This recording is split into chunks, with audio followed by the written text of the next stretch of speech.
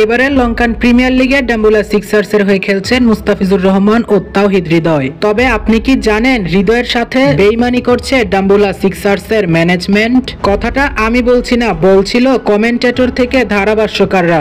জাফনার বিপক্ষে সিক্সার্সদের ম্যাচ, যেখানে ওয়ান ডাউনে খেলার কথা তাওহিদ হৃদয়কে, সেখানে খেলেছে নুয়ানিন্দো ফার্নান্দো। এরপর 126 রানে নুয়ানিন্দো ফার্নান্দো প্যাভিলিয়নে ফিরলে মাঠে নামার কথা ছিল তাওহিদ হৃদয়ের।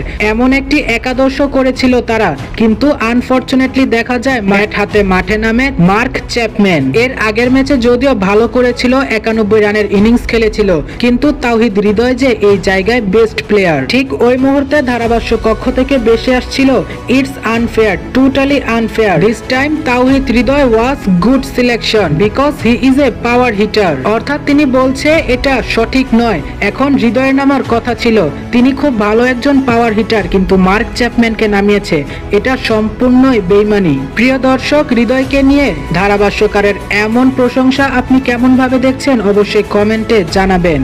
ওই সময় হৃদয়েরই মাঠে আসার কথা ছিল, তবে নিঃসন্দেহে ডাম্বুলা সিক্সার্সের একটি ভুল সিদ্ধান্ত ছিল মার্ক চ্যাপম্যানকে মাঠে নামানোর।